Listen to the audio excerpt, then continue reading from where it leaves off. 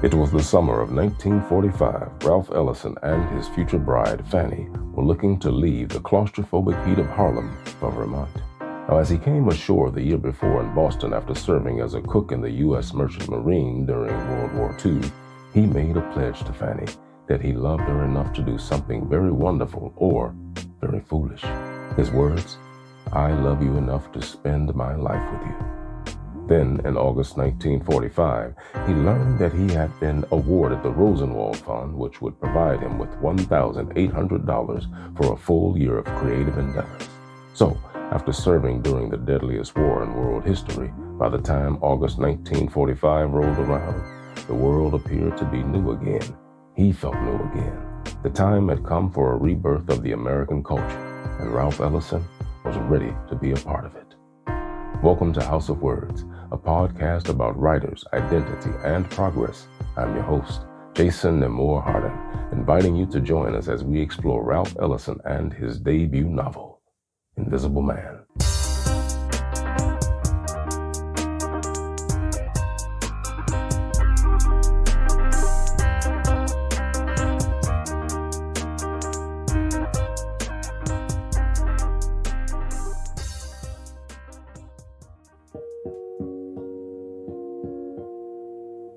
Quote, "There must be possible a fiction which, leaving sociology and case histories to the scientists, can arrive at the truth about the human condition, here and now, with all the bright magic of the fairy tale." End quote.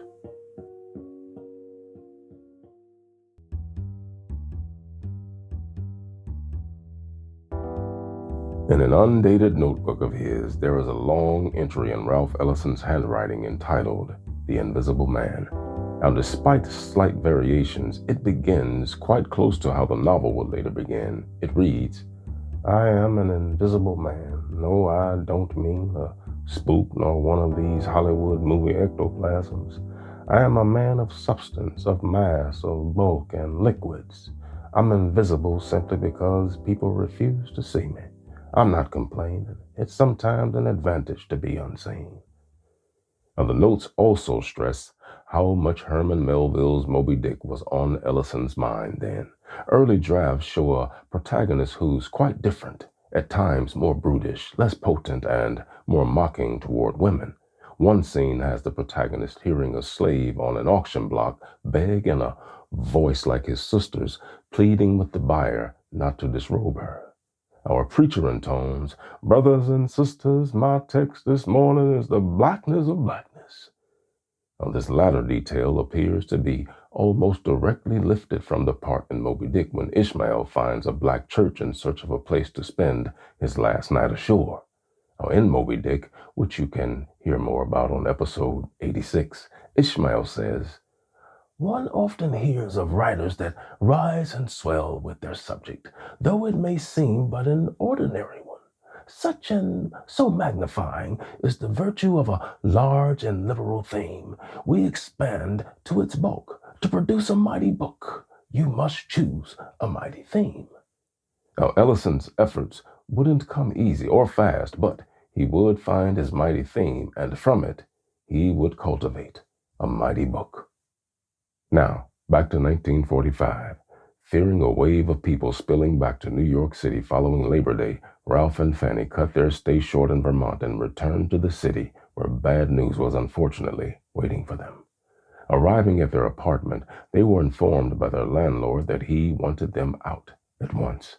Ralph and Fanny weighed their options, but decided to resist the eviction, reasoning that the last thing they needed was to search for a place to live in a city desperately short on housing following the war. But adding to the disappointment and stress, Ralph came home to find a letter of rejection from the New Yorker, rejecting 2 stories he'd sent them. On the upside, Fanny's professional situation improved, bringing greater stability into their lives. In December 1945, she began work as Director of Publicity for the New York City Housing Authority. Now, this position gave her authority over white folks who openly resented her. By April, however, she became the private secretary to the executive director of the Internal Rescue Committee, a place where she was no longer judged by the color of her skin. Now, this job became the rock of economic stability that sustained Ralph as he labored on his novel.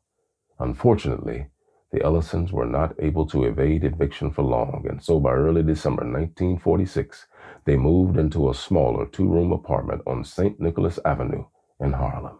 This move, this change, was humiliating, but it did fuel Ralph, who saw it as part of the struggle, similar to the one of writing a novel. Quote, "Some people are your relatives, but others are your ancestors, and you choose the ones you want to have as ancestors. You create yourself out of those values." End quote.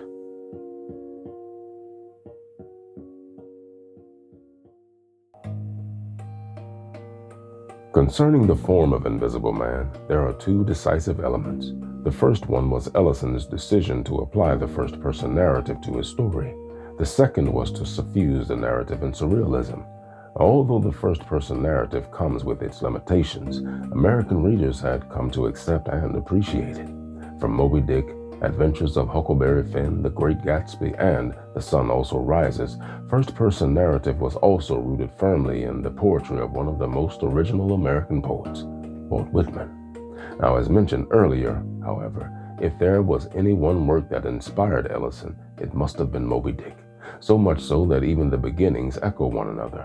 "Call Me Ishmael" begins Melville's novel, while Ellison's begins with "I am an invisible man."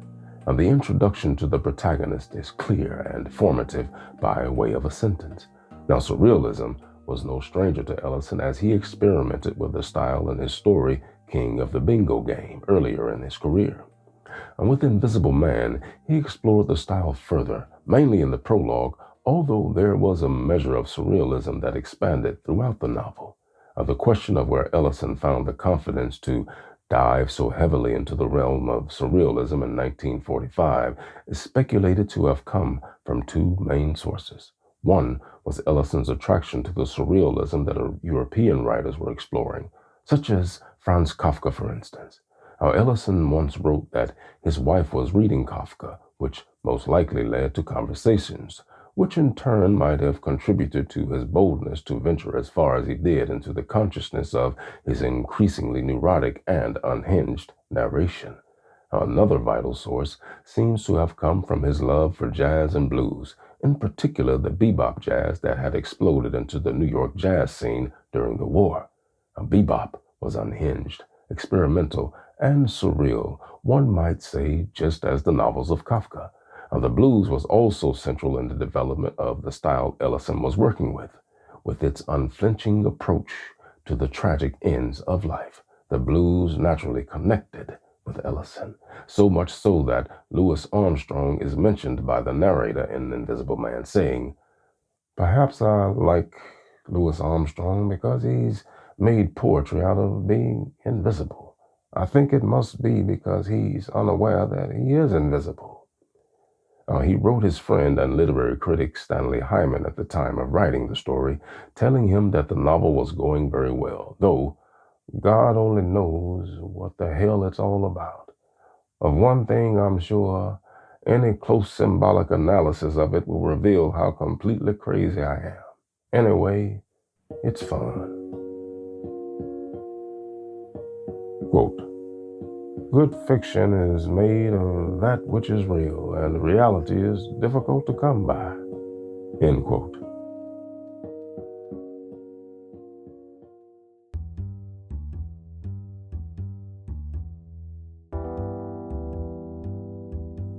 In early March 1946, Reynal and Hitchcock, the publishers who'd agreed to publish Ralph Ellison's book upon completion, were becoming a little impatient. So they decided to reach out to him. Truth be told, Ellison had been avoiding them, as well as his agent, Henry Volkening. You see, he felt the novel had met a dead end. Furthermore, he was unsure regarding the body of the book. He was nonetheless quite clear about the themes he wanted to pursue. Well, continuing to avoid the publisher, he did send his agent the manuscript pages along with a note which read, I have great misgivings over having to present these fragments for your inspection, and my only reason is to let you know that despite all instability, I have been at work on an idea. The invisible man will move upward through Negro life, coming into contact with its various forms and personality types, will operate in the Negro middle class, in the left-wing movement, and descend again into the disorganized atmosphere of the Harlem underworld. He will move upward in society through opportunism and submissiveness. Psychologically, he's a traitor to himself, to his people, and to democracy, and his treachery lies in his submissiveness and opportunism. He is something very rare, a true Negro individualist. He is also to be a depiction of a certain type of Negro humanity that operates in the vacuum created by white America in its failure to see Negroes as human. You might call him the repressed American moral sense which causes so much confusion. He is unseen and ignored, yet he is a human fact and he creates conflicts which are always detected too late. There were not many black writers of fiction that had experimented with the techniques he was working with at that time, a fact that could have easily made him buckle under the pressure. However, he knew his limitations. He understood and respected the fact that he had come late to writing fiction. He knew how difficult it was for him to put together stories, as well as how weak his grasp of literary technique was. Well, not one to be weakened by resistance, he had nevertheless been patient and diligent, with a degree of self-discipline grounded in his early training as a musician. In hindsight, he would recall that he was playing a game with himself, the game being to discover whether or not he could write a novel. He would later reveal, "The play becomes a function of the patience required of one who writes with the barest shreds of techniques and with only the vaguest notion of where he is headed. It protects us from the terror of failure and from the awareness of the deadly seriousness of those forces which are the deep motives behind fiction." The previous summer of 1945, while in Vermont, Ellison complained that Harlem was killing him, and it seemed he still held similar sentiments in March 1946 as he packed his suitcase and typewriter and took a train to the upper-crust village of Quogue in Long Island.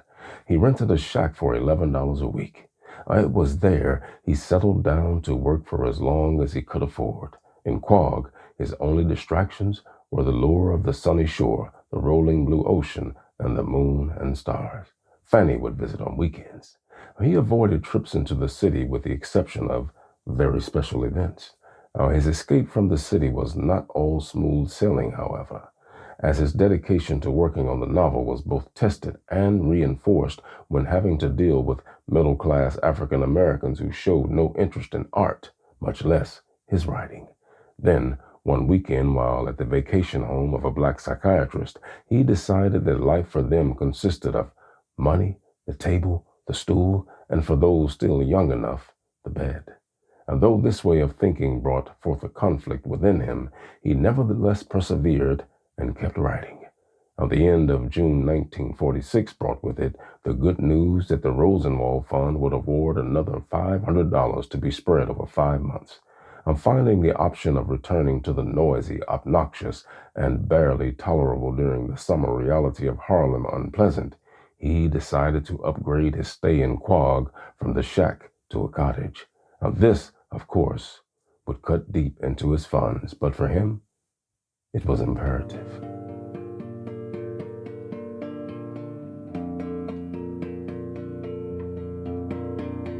On August 28, 1946, Ralph and Fanny took the leap and tied the knot.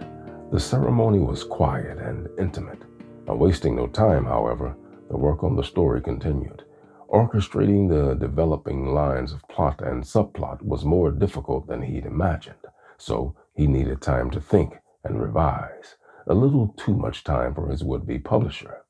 Now, as winter began to rear its bitter head, Reynal and Hitchcock began reaching out to Ellison, and things took a turn rather quickly. Curtis Hitchcock's widow, Margaret Unwin Hitchcock, had taken over as leader after Curtis's death the previous year.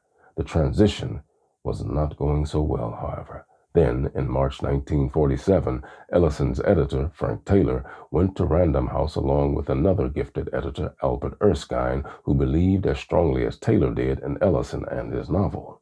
The following month, when Hitchcock's widow wrote Ellison asking for a meeting to hear some of what he'd been writing, Ellison stalled for time. He knew that his editor was trying to convince the top Random House executives to buy out his contract. Thus, time was of the essence.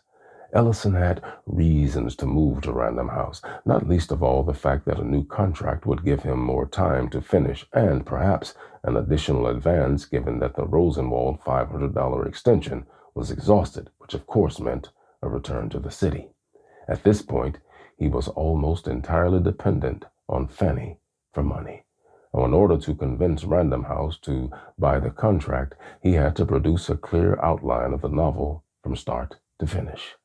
Needing to escape Harlem yet again, to find a place of quiet to write, he jumped a train headed to Bennington, where he would visit Stanley Hyman and Shirley Jackson. He discussed the shape of his novel with Hyman in hopes of tying up its plot once and for all.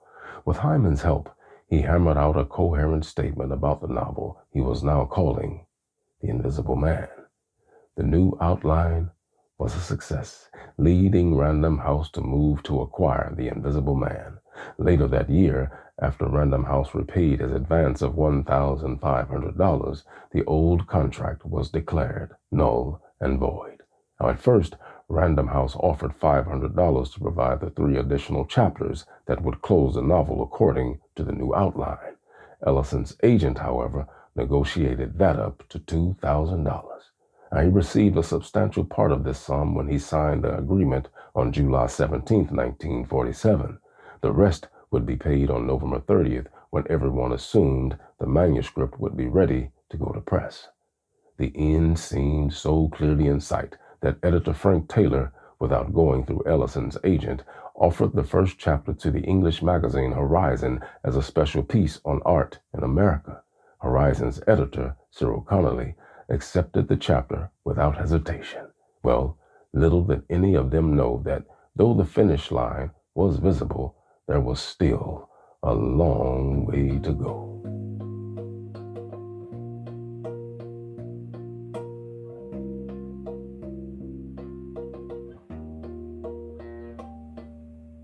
Ralph Ellison's hatred of Harlem turned into loathing by midsummer 1947. He wrote about how he despised the crime, the casual violence, the crumbling buildings full of litter and vermin-infested rooms. He complained about how loud music reverberated at almost all hours of the day, along with continuous loud voices. He felt Harlem was a ruin. Not surprisingly then, after an inconvenient visit to their tiny apartment by Fanny's mother and her husband from Chicago, Ralph acted on a sudden invitation for he and Fanny to spend 2 weeks in August in the mountains of Vermont. Their small escape from Harlem did indeed help comfort his mind and body. However, upon their return to the city, the novel remained yet unfinished.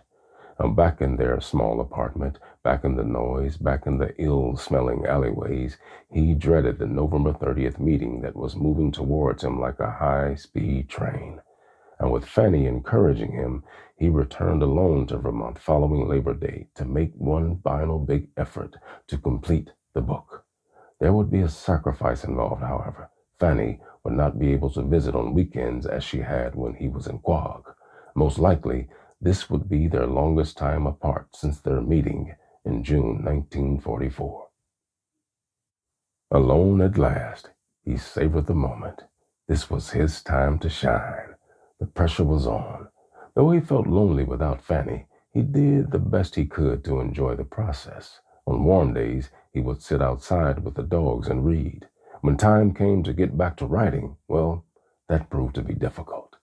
He did his best to form a schedule around writing, especially after some cash and supplies, which included dog food, a carton of cigarettes, cold medicine, writing paper, and Bengay ointment, arrived from Fanny. A morning, he felt, was the best time for writing, but in order to make that happen, he first needed to get the fireplace going. For that, a friend found him an oil stove, but its fumes made him so sick he had to give it up. Now, as the mishaps piled up, he decided to shorten his stay. What was the point of remaining in Vermont if it did not increase his output? But just as he was about to give up and return to the city, an Indian summer set in, unleashing the famed shimmering russet gold and brown colors of New England in the fall sunshine. He was mesmerized by the beauty of the local nature and decided to press on with his writing. Well, nearing mid-November, after 2 months in Vermont, he returned to New York. Now, exactly how much progress he had made on the book is unclear, but one thing is for sure: the November 30th deadline came and went. Yet unfinished, seasons passed as he worked to bring it to a close. He withdrew more and more from the life he led when he was green and eager to sample the pleasures of New York's nightclubs and dance halls. Instead, he favored more cerebral adventures. Early in 1949, Ralph wrote to Stanley Hyman that his novel was just about done and that he wanted to get it ready for fall publication. Things were going fairly well as he was making the final edits, but he was, according to himself, nevertheless, quote, full of doubts and stubbornness, like a man juggling boulders into a pile which he hopes will be a house. I haven't lost sight of my form, but I must admit that I am somewhat swamped by the proportions of the thing, and by the many possibilities of which I cannot possibly take advantage. Well, despite his best efforts, by the fall of 1949, completion was still far away. Still writing, revising, cutting, pasting, and on, even as Fanny diligently typed in the evenings and on weekends to prepare a pristine version of what he was sure was the final draft for submission to Random House. Now, at about the same time, adding to the pressure, another Black writer won an unparalleled honor. In the spring of 1950, Gwendolyn Brooks of Chicago captured that year's Pulitzer Prize for poetry with her Annie Allen collection. Like Ellison, Brooks had schooled herself on the ideas and aesthetic practices of white writers such as T.S. Eliot and Ezra Pound with the colorful reality of Black America. It worked. White America responded by rewarding her with its finest literary honor. The world was indeed changing, and it was obvious to Ralph Ellison that he needed to be a part of this change with The Invisible Man. Now, then came the year 1951, which passed uneventfully for Ralph and Fanny, except for the chronic gnawing in his stomach due to his fear of his book's possible failure. Now, starting in September of 1951, however, excitement about the novel began to build at Random House, where the decision was made to call the book Invisible Man instead of The Invisible Man. And while the buzz grew, Ellison finished his all-important epilogue, promising to be honest with the reader. The protagonist, Invisible, insists that he has learned to speak positively, optimistically, even when his gut tells him different. Now, to forgive, Invisible learns, may be divined and also necessary. As he accepts this lesson, Invisible finds himself ready to return to the world. He also now knows the absolute value of love and also of a belief in his own Black humanity. His humble grandfather, he now sees, never doubted his own humanity. The thought that does frighten him is this, and I quote, "Who knows but that on the lower frequencies I speak for you? Who knows for a fact that all people aren't invisible to one another, plagued by conflict between head and heart, mind and body, and incapable of seeing the humanity in others? Who knows but that each and every one of us needs a spell of solitary confinement to make us understand ourselves and other human beings?" With Invisible's question, the novel ends. Poet Kenneth Burke cleverly pointed out to Ellison's surprise that the first word of his novel is I, and the last is you.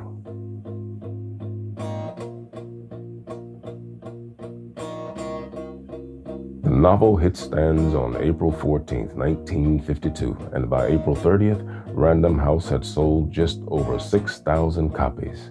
On May 11th, Invisible Man was number 10 on the New York Times Book Review bestseller list. The following week, it rose to number 9 before dropping steadily over the next few weeks.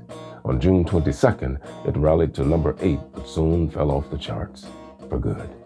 The novel was a modest bestseller with only about 8,000 copies sold in the 6-month period which began with June 1st. The honors were dwindling in number, but he had reason to believe that he had arrived. And due to the quality of his book and the admirable response to it, he was now a respected presence on the New York literary scene. He understood and appreciated the significance of his rise. Although his great achievement would later haunt him, in 1952, Ralph Ellison had arrived. As usual, let's end this episode with a quote from the trailblazer himself. Play the game, but don't believe in it. That much you owe yourself. Play the game, but raise the ante, my boy. Learn how it operates. Learn how you operate. End quote.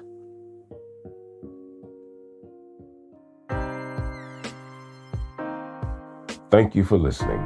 I hope you've enjoyed this episode and will spread the word about the podcast. Once again, I have been your host, Jason Nemore Harden.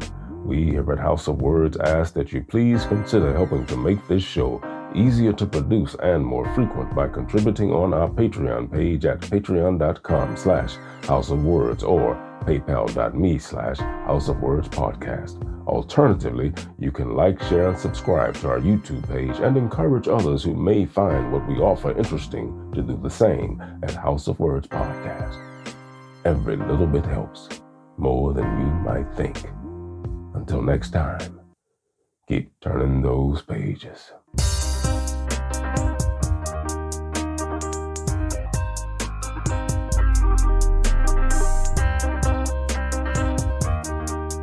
House of Words is written and produced by Cristo M. Sanchez, narrated and edited by me, Jason Nemore Harden, and music by Creature 9 and Wood.